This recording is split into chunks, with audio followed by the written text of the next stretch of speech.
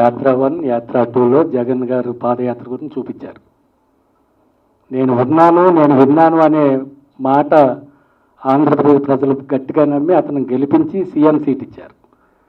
సీఎంగా గెలిచిన తర్వాత ఇప్పుడు ఎక్కడికి వెళ్ళాలన్నా పరదాలు కట్టుకుని వెళ్తున్నారు. ఆయన చెట్లు నరికేస్తున్నారు, పరదాలు కట్టుకుని వెళ్తున్నారు.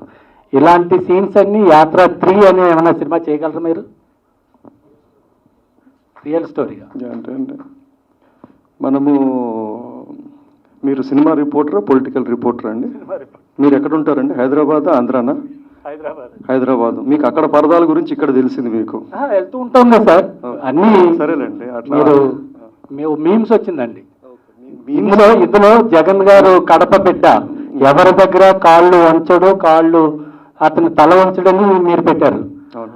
అదే మీమ్స్ ఏం చేశారంటే బీజేపీ మోడీ గారి దగ్గరికి వెళ్ళి జగన్ గారు ఇలా వంగి నమస్కారం పెట్టే మీమ్స్ చేశారు.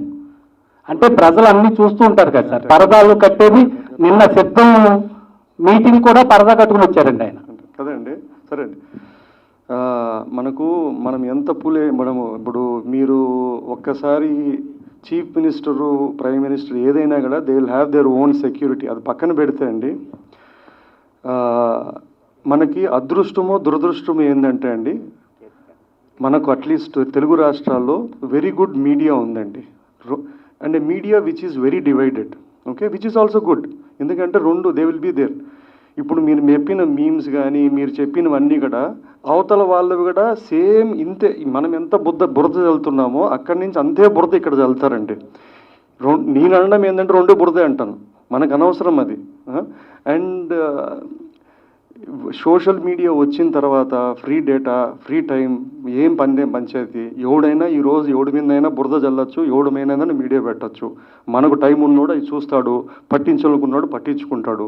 ఇవన్నీ చేసి కూడా మనము 9 ఏళ్ళుగా ఆయన దూషించినాం. ఆయన 151 సీట్లు కొట్టి సీఎం అయినాడు.